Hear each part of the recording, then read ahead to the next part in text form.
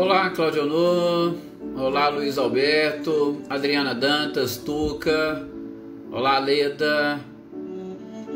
Olá, Mariângela. Sejam todos bem-vindos. Olá, Rosângela. Boa noite. Lídia, boa noite. Seja bem-vinda.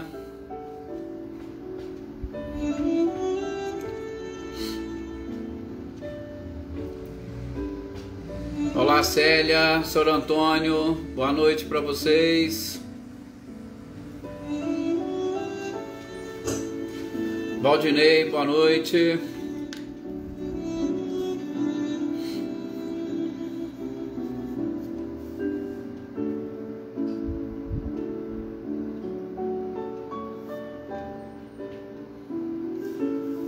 Silvano, boa noite, seja bem-vindo. Evandro Neri, boa noite, seja bem-vindo. Wagner Pimentel, olá, tudo bem? Adaí, boa noite, seja bem-vinda. Michele, Gabriel, boa noite para vocês.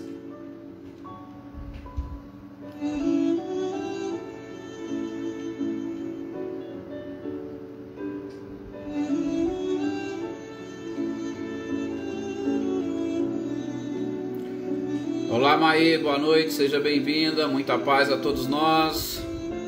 Obrigado, seu Luiz, muita luz e paz para todos nós.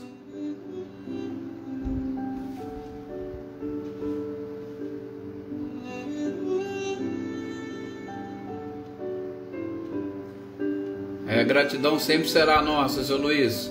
Ana Cristina, boa noite, seja bem-vinda. Rosângela, essas músicas instrumentais, elas realmente são boas. As notas musicais, a gente sabe, a perfeição da criação, ela é fantástica. Então as notas musicais, quando elas são bem compostas ou quando elas estão muito bem associadas, elas geram sim algo diferente na alma, né? Boa noite, Valdete, seja bem-vinda. Forte abraço para você também. Adriana Alvarenga, boa noite. Luísa Nalim, boa noite, seja bem-vinda.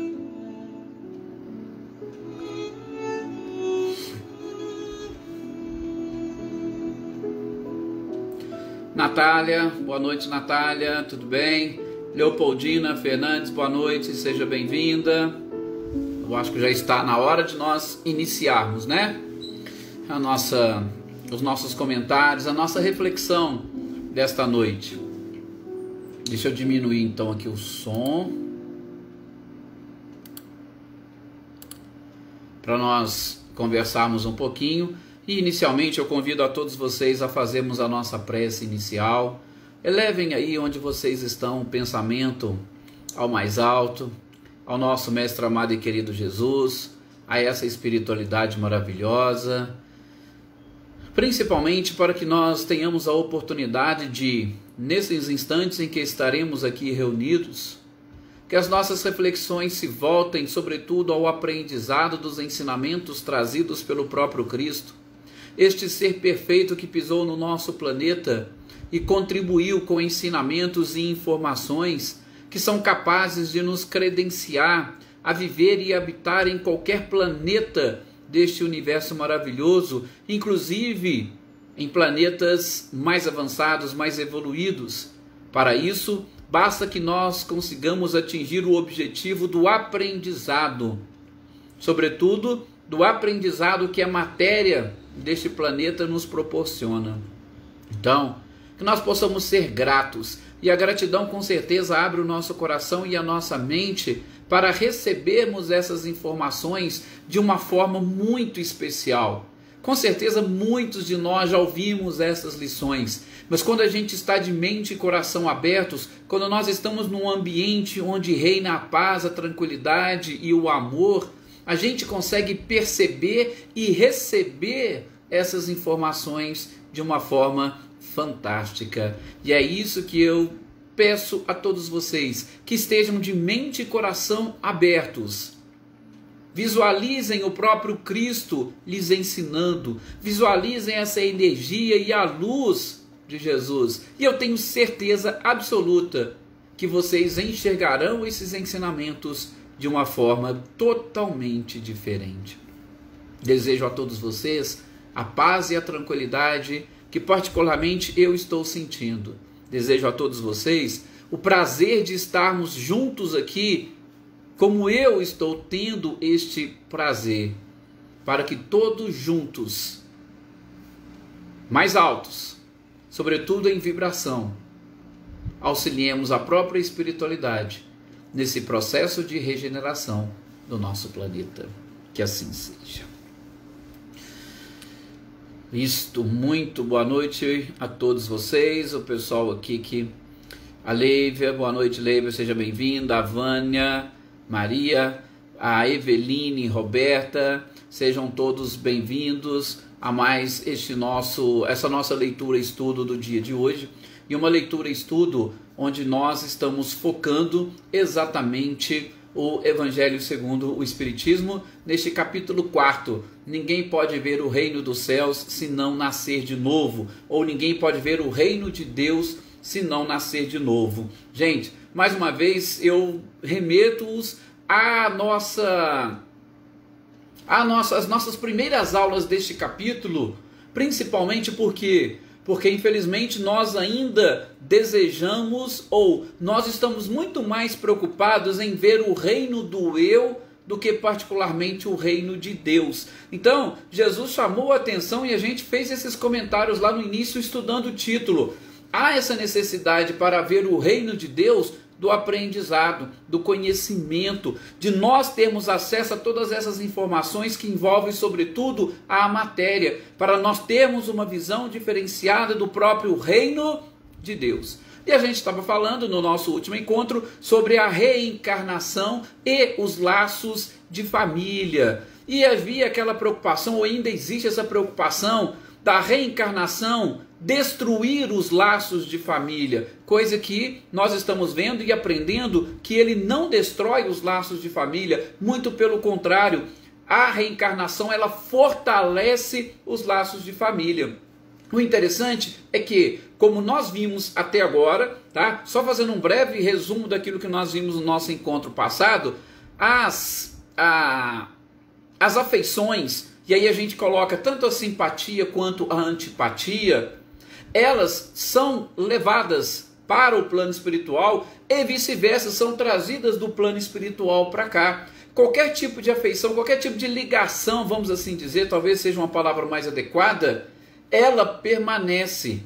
Bom, do ponto de vista da antipatia, ela vai permanecer e, sobretudo, vai trazer para nós essa necessidade de nós modificarmos aquele relacionamento com determinadas pessoas. Do ponto de vista da simpatia, aquela pessoa que já nos é cara, ela vai ficar ainda mais cara aos nossos corações se nós cultivarmos essa simpatia e nós não as destruirmos, principalmente por interesses mesquinhos ou interesses materiais.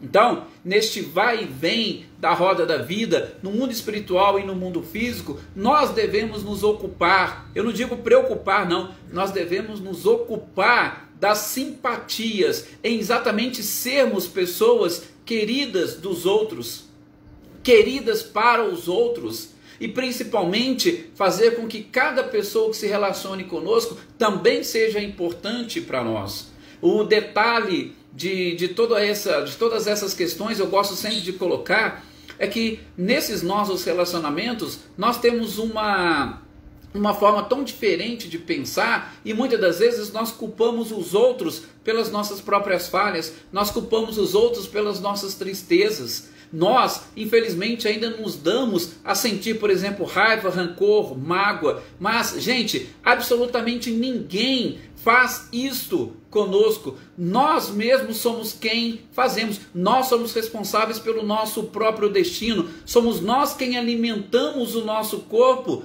tanto o corpo espiritual quanto o corpo físico. E às vezes nós o alimentamos de raiva, de mágoa, de rancor. Não. Ninguém pode fazer isso conosco, somente nós somos capazes de transformar todo tipo de energia que nos atinge. Então, tomemos muito esse cuidado com os nossos relacionamentos. E especificamente no que diz respeito aos laços de família, há essa necessidade de nós aprendermos a cultivar mais e melhor os laços de família, resolvendo, acima de tudo, todos os problemas que nós tivermos.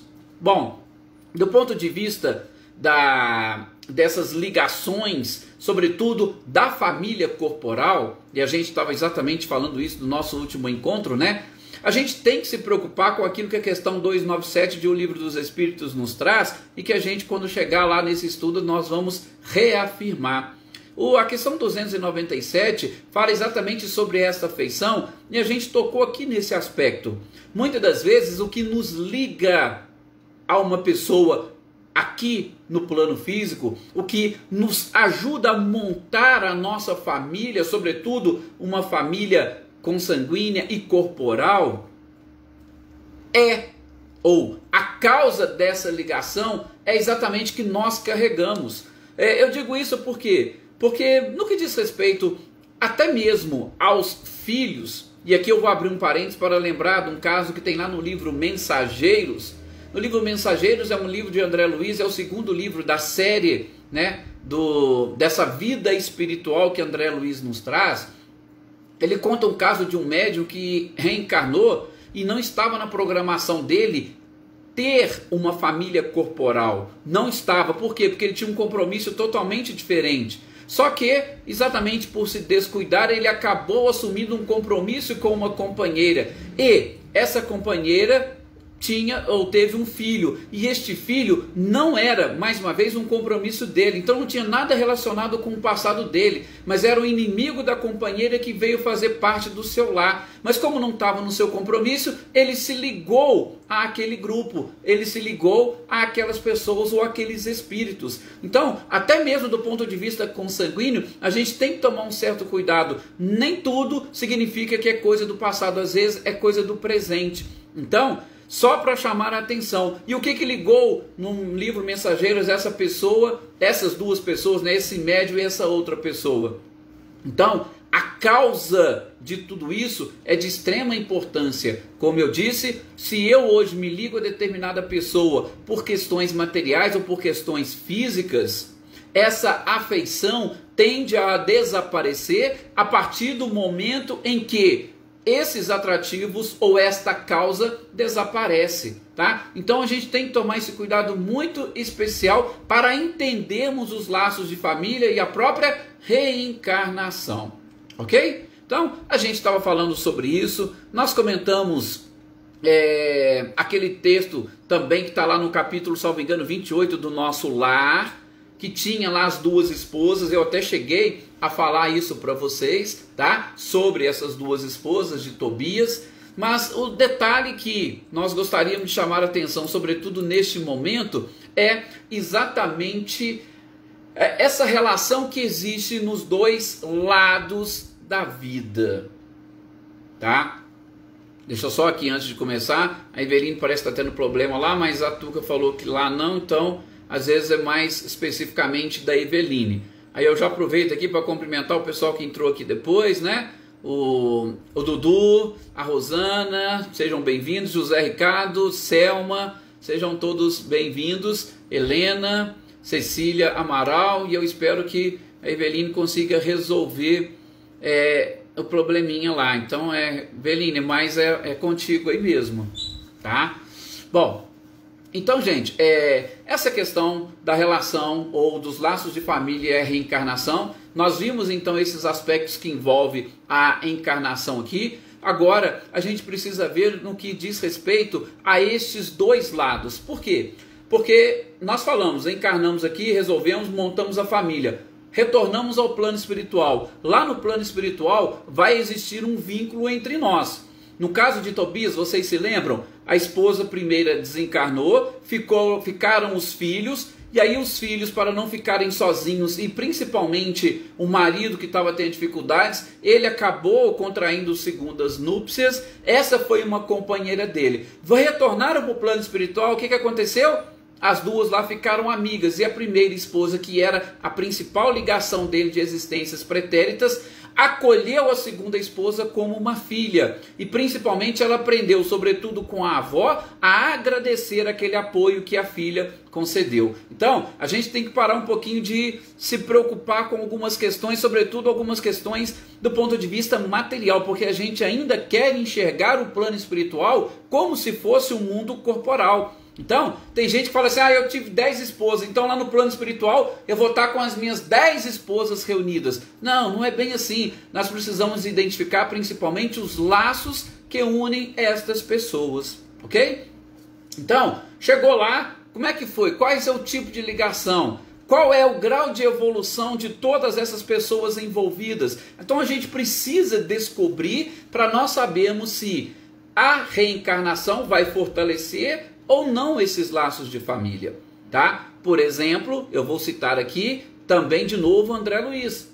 André Luiz e a sua genitora. A sua genitora já estava num plano mais avançado. O pai de André Luiz, por exemplo, ainda estava em regiões inferiores. Depois que eles foram socorridos, o que aconteceria numa próxima encarnação? A mãe de André Luiz viria, reencarnaria, receberia mais uma vez aquele seu companheiro como esposo e aquelas duas entidades que eram amantes do seu marido viriam numa próxima encarnação como filhas, para que o amor pudesse ser sublimado entre eles. Então veja, quem num determinado momento destruiu a vida conjugal, se podemos assim dizer, daquela família, seria recebido pela esposa, vamos assim dizer, principal ou que tinha mais afeição, seriam recebidas como filhas. Então, mais uma vez mostrando que a reencarnação ela fortalece esses laços, esses vínculos, sobretudo porque nós somos seres imortais.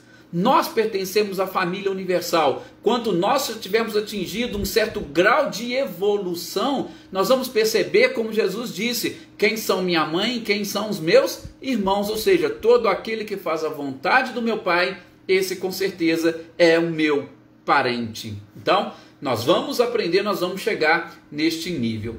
E mais um outro detalhe, a depender do nível de evolução, que é o que Kardec também fala nesse título, aqueles seres desencarnados que fazem parte da nossa família e que estão no plano espiritual, eles continuarão velando por nós aqui. Então, aqueles mais avançados estão lá e eles tomam conta de nós que retornamos, e com isso, gente, nós vamos mantendo os vínculos, nós vamos mantendo a afeição. Isso é uma coisa normal, uma coisa natural. Vocês já ouviram falar lá o próprio Divaldo? O próprio Divaldo fala isso, né? Fazendo comentários sobre a reencarnação de Emmanuel, fazendo comentários sobre até uma provável reencarnação de Joana de Ângeles. Divaldo já comentou isso, que existe essa troca, né? A gente tem essa ligação, aí de repente um vai para o plano espiritual, o outro vem para cá, aquele que foi vai velar por aquele que ficou, ou seja, não são destruídos os laços de família com a reencarnação. E aqui a gente está falando de laços de família, sobretudo de simpatia, aquele realmente, vamos chamar assim, de amor que une as criaturas. Elas não se separam, nem estando em planos distintos, e muito menos no mesmo plano, ok? Então, fiquem tranquilos aqueles que pensam de uma forma contrária. Agora, e aí a gente vai ver, né, principalmente, só para a gente mais uma vez reafirmar, nós temos aquela mania de querer entender o plano espiritual sob o prisma físico, sob o prisma reencarnatório, ou sob o prisma que nós temos aqui da vida material. E não é assim que as coisas funcionam. Por exemplo, na questão 200 de O Livro dos Espíritos, o que nós vamos ver lá? Os espíritos não possuem sexo. O sexo é uma coisa da matéria, é uma necessidade da matéria, da vida material, da vida corporal. Então, quando nós atingirmos pontos de evolução mais avançados, nós não teremos sequer aquela condição de dizer, eu sou homem ou eu sou mulher. Eu sou um espírito e um espírito imortal. E quando a gente chega nesse nível, como é que nós vamos entender os laços de família? Com certeza, nós vamos entender de uma forma totalmente diferente, como o próprio Cristo entendia, tá? Então, mais uma vez, a reencarnação serve para nos auxiliar, a reencarnação serve para, e a gente vai ver ainda mais adiante, se começarmos hoje já os limites da encarnação, a reencarnação serve para a gente resolver problemas de relacionamento acima de tudo, mas de novo, elas não destroem os laços ou os vínculos entre os seres. Muito pelo contrário, elas simplesmente os aperta e afirma, sobretudo se foram laços estabelecidos através de simpatia, de sintonia entre as criaturas, e não laços pura e exclusivamente materiais.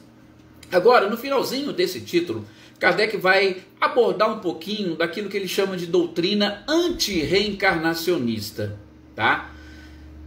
Sim, aí ele vai dizer que pela doutrina anti-reencarnacionista, aí sim nós teríamos a destruição dos laços de família, e não pela doutrina reencarnacionista, né? Geralmente a gente pensa o contrário. Não, se eu reencarno, eu vou destruir. Não, Kardec vai falar assim, é o contrário.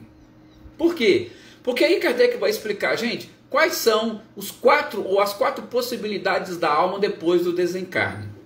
Depois do desencarne, nós podemos, se formos materialistas, a doutrina materialista prega o quê? Que depois da morte não existe nada, ou existe o nada. É até complicado dizer, né? Existe o nada ou não existe nada. Então, a doutrina materialista, ela sim, vai destruir. A partir do momento que você morreu, acabou tudo.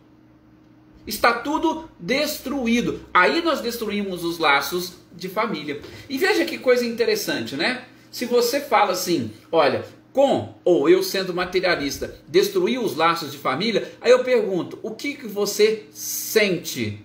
Se você é materialista, tá? Ou se vocês conhecem alguém materialista, tentem fazer esses questionamentos. O que você sente e percebe de alguém da sua família que já desencarnou? Ela simplesmente desapareceu para você? Você não sente nada lá dentro de você com relação àquela pessoa que se foi? Não existe nenhum tipo de sentimentos.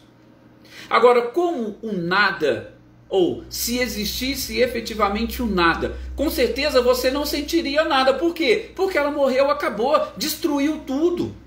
Mas a gente ainda percebe exatamente que existe algo que nos vincula. Há um sentimento. Tá? Então, a gente só tem que tomar cuidado com isso. É o que Kardec fala. A doutrina anti-reencarnacionista, aí sim, para essa, destrói também os laços. A Luísa falou que está também com o mesmo problema. Então, nós estamos achando que é lá em São Paulo mesmo, né, que deve estar com esses probleminhas de sinal. Depois, a segunda doutrina, ou uma segunda possibilidade, tá, da alma após a morte, ou dentro desses aspectos. Então Kardec pegou primeiro a materialista, a segunda ele vai falar da doutrina panteísta. A doutrina panteísta é aquela que prega o seguinte: depois que você morre, você volta para um todo. Quando você nasce, você sai do todo e arruma uma individualidade aqui. Quando você morre, você volta para esse todo, você perde a sua individualidade e retorna para o todo. Gente, aí também, como diz o próprio Kardec, os laços de família serão destruídos. Por quê? Ora, se você voltou para o todo, você perdeu a sua individualidade, é como se você não mais existisse. E o questionamento que nós fazemos é o mesmo. Se você não mais existe depois que morre, por que o outro que fica tem esse sentimento? Por que ele sente alguma coisa, ele percebe alguma coisa? Ah, mas é porque deixou sua história escrita. Não, tudo bem, deixou sua história escrita. Mas por que isso mexe tanto contigo se você perde completamente a sua individualidade? Como que você vai pensar numa pessoa que não existe mais? Então, a própria lei natural ou a naturalidade das coisas, ela exatamente nos mostra que nós não podemos, do ponto de vista lógico, concordar com uma coisa dessas. Por quê? Ora, se eu não sinto nada, ou melhor, se você não existe mais, não tinha razão de ser para eu sentir alguma coisa com relação a você. Você morreu, você acabou. Você já foi que voltou para o todo. Você não existe mais, essa individualidade não existe mais. Então, também percebemos que não é assim. Um outro aspecto que aí o Kardec coloca como uma terceira possibilidade, ele traça 4, tá? A primeira, o materialismo, nada. A segunda, o panteísmo, a absorção pelo todo. E a terceira é aquela doutrina que a igreja nos apresenta. A doutrina que a igreja nos apresenta, a gente tem estudado muito ela no livro Céu e o Inferno. E essa doutrina, ela vai dizer o seguinte: depois que você morre, ou você vai para o céu, ou você vai para o inferno, tá? E aí surgiu aí uma terceira possibilidade, que é justamente o purgatório. Então, peraí. Isso são o quê? Doutrinas anti-reencarnacionistas. E Kardec coloca como essa possibilidade. Imaginem só, você perde, entre aspas, alguém, essa pessoa vai para o plano espiritual e foi uma pessoa ruim. O que vai acontecer? Ela vai para o inferno. Ela vai para o inferno e, como diz lá naquela passagem, né, naquela parábola que Jesus contou, que está no capítulo 16 do Evangelho de Lucas, do pobre Lázaro e do mau rico, o que vai acontecer? Existe um abismo, segundo Abraão, existe um abismo entre o pobre e o rico. O rico está lá, aspas, no inferno, o pobre está, entre aspas, no céu, e que existe um abismo entre eles. Gente, aí eu te pergunto, como que seria dentro dessa possibilidade, ou exatamente neste abismo, como que estaria a relação de família? Como que estariam os sentimentos de um pai para com o filho, uma mãe para com o filho e vice-versa? Já perceberam? Então Kardec fala, esse tipo de doutrina, ela sim, ao contrário do que muitos pensam, ela destrói os laços de família. Por quê? Porque você não vai sentir mais afeição. Aliás, você não pode sequer se aproximar. Existe um abismo entre o céu e o inferno. Enquanto nós estamos aqui na terra, fica fácil. Por quê? Vamos supor, se uma mãe ama o seu filho vai preso, ela acompanha ele lá na prisão, ela vai visitá-lo constantemente. Eles escrevem cartas. Se uma mãe e um filho, que são, sim, exemplos bem interessantes, né? Se um filho está, por exemplo, lá doente no hospital, está internado, está na UTI, às vezes está até em coma, a mãe sai e vai lá visitar o filho. Ou seja, não tem abismo intransponível. Ela vai lá, ela está, mesmo sabendo que o filho não consegue ouvi-la, pelo menos do ponto de vista físico, ela vai e faz questão de visitá-lo todos os dias. Então veja, essa doutrina que, se seguirmos aquilo que que a própria igreja traz, você vai para o céu ou você vai para o inferno, tá? Vamos deixar o purgatório um pouquinho de lado. Essa sim destrói completamente os laços de família. Por quê? Porque vocês nunca mais se verão. A mãe nunca mais verá o filho. Isto é destruir os laços de família. Então veja, aí é que Kardec coloca. Agora, ao contrário, se você mantém essa possibilidade da alma, manter a sua individualidade e, sobretudo, com a possibilidade de uma progressão indefinida, sobretudo através da reencarnação, aí sim nós vamos manter os laços de família muito mais fortes. Entenderam esse texto de Kardec? Eu acho assim que ele foi de uma perspicácia fantástica. Ele traz essas informações, fala para nós da simpatia, traz as 4 possibilidades da alma, sobretudo as 3 principais anti-reencarnacionistas, para mostrar que não acreditar em reencarnação é que destrói os laços de família, e não o contrário. A reencarnação, ela ainda tem a possibilidade de, por essa necessidade de uma progressão indefinida, de nos mantermos cada vez mais unidos, sobretudo auxiliando uns aos outros, aqueles que avançaram mais auxiliando aqueles que avançaram menos, dando as mãos, puxando e mostrando muitas das vezes o caminho. Isso é exatamente o amor. Então, a reencarnação, ela não destrói, muito pelo contrário, ela aperta ainda mais esses laços de família. Espero que vocês estejam conseguindo entender e captar essa leitura. Repito, nós estamos fazendo uma leitura do Evangelho segundo o Espiritismo e nós terminamos aqui essa questão dos laços de família, para nós já passarmos a instruções dos Espíritos e entendermos, assim como Kardec, os limites da encarnação. Esse também é um tema bem interessante, tá? Que nós vamos passar, só que, se me permitam, dar aqui uma boa noite também para o Sr. Milton, que chegou, para Maria das Graças, para a Cecília, para a Mariinha, que eu não tinha falado ainda, e para muitos outros que foram entrando aqui, para a Rosa Alves, o Idevaldo, muitas pessoas, a Anitta, o Clarindo, tá? Uma boa noite para todos vocês. Gente, agora a gente vai passar para instruções dos Espíritos, que são 2 títulos que Kardec traz para a gente fechar este capítulo 4 do Evangelho segundo o Espiritismo, e principalmente, porque terminando o capítulo 4, nós vamos entrar no capítulo 5º. O capítulo 5º, eu costumo dizer, é um dos maiores do Evangelho segundo o Espiritismo, tá? E como um dos maiores é aquele que possui mais informações e informações interessantes, sobretudo para nós entendermos a atual situação do nosso planeta. Mas isso, calma, para os nossos próximos encontros, porque com certeza eu não vou conseguir terminar com vocês hoje esses 2 títulos, né? Os limites da encarnação e a necessidade da encarnação. Bom, vamos lá. Kardec inicia exatamente esse título fazendo a pergunta: quais os limites da encarnação?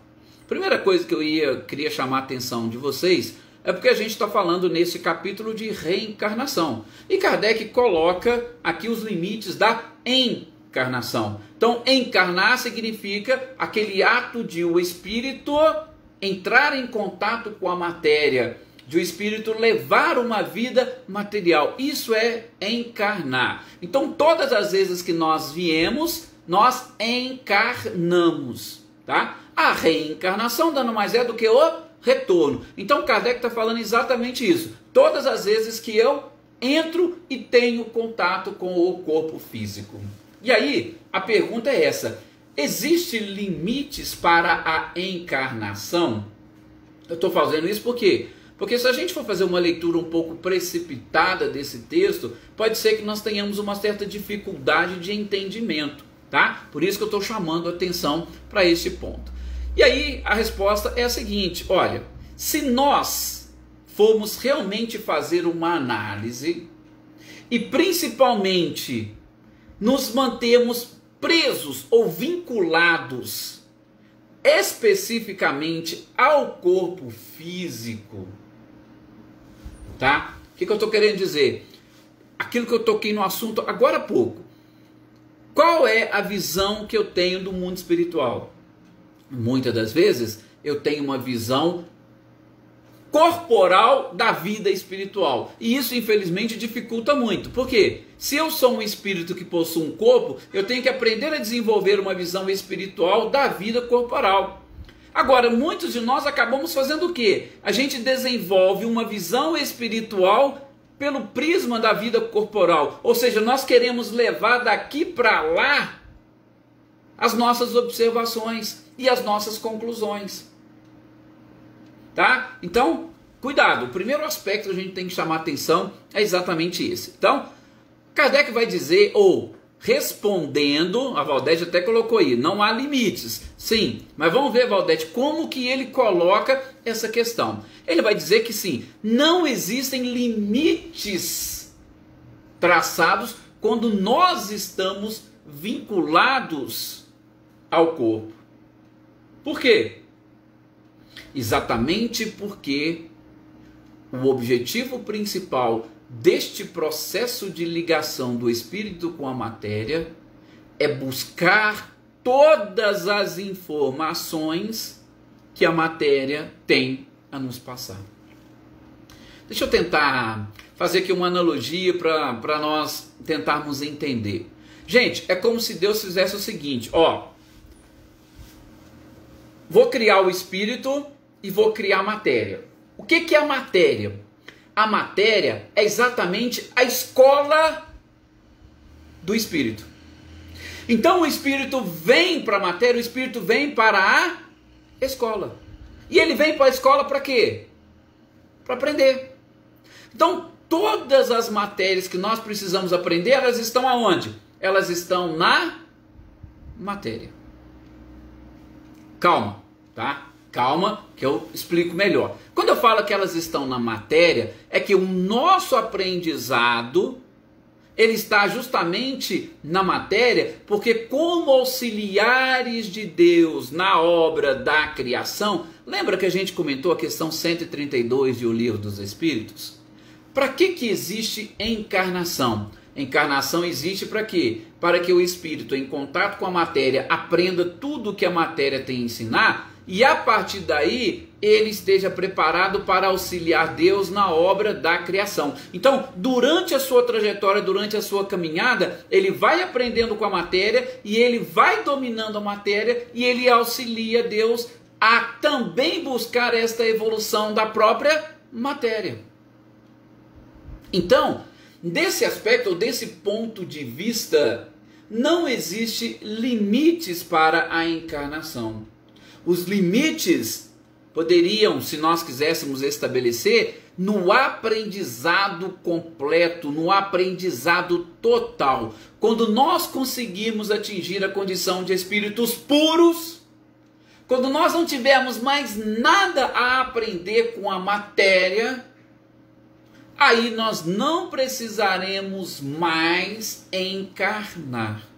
Então, se eu posso entender um limite, o limite seria exatamente esse: o aprendizado completo de tudo e atingir essa condição de espíritos puros. Daqueles espíritos, como a gente já falou aqui e mencionou outras vezes, que não erram nem na encarnação. Nem em contato com a matéria eles erram. Por quê? Porque o espírito domina completamente todo o conhecimento que envolve a matéria.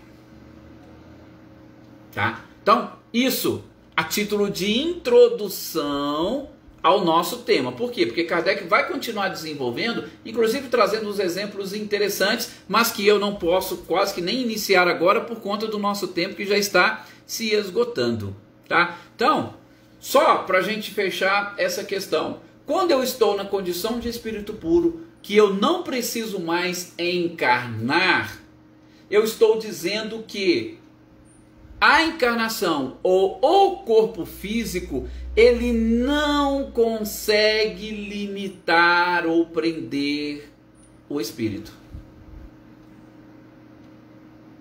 É isso. A encarnação ou a matéria, ela vai deixar de exercer qualquer tipo de influência para o espírito a partir do momento que ele se torna um espírito puro. Pronto. E aí ela não vai exercer nenhum tipo de influência. Como Jesus. Jesus sofreu algum tipo de influência da matéria? Não. Nenhuma. Muito pelo contrário, ele controlava completamente a matéria. E é claro, como conhecedor, ele até controlava, ou melhor, ele sabia e conhecia as leis que regiam a matéria. Por isso muitas coisas que ele fez foi tido como milagre, foi considerado milagre, porque ele dominava as leis da natureza, ele conhecia, ele sabia como fazer, ele sabia como agir. Porque, de novo, a matéria não exercia nenhum tipo de influência ou limite para o espírito. Com certeza, Valdete, haja reencarnações, tá? Mas não se preocupe com isso. E aí eu vou falar no nosso próximo encontro, tá? Eu até vou ver se eu deixo anotadinho aqui para não esquecer. Gente, o exemplo que Kardec traz, a analogia que ele faz é fantástica. Por quê? Porque muitos de nós sofremos exatamente porque a gente não sabe ou nós desconhecemos este tópico e, sobretudo, o exemplo e a analogia que Kardec faz. Quando vocês conhecerem essa analogia, vocês vão ver a diferença e nós vamos entender o sofrimento. E aí vai ficar fácil para entender até o capítulo 5º. Mas, de novo, vamos encerrar por aqui, porque no nosso próximo encontro eu retomo exatamente deste ponto. Muito obrigado a todos vocês, muito carinho, um abraço realmente afetuoso, muita paz e uma excelente noite para todos vocês. Mais uma vez, gratidão por vocês fazerem parte deste grupo de estudo conosco. Que assim seja e até o nosso próximo encontro.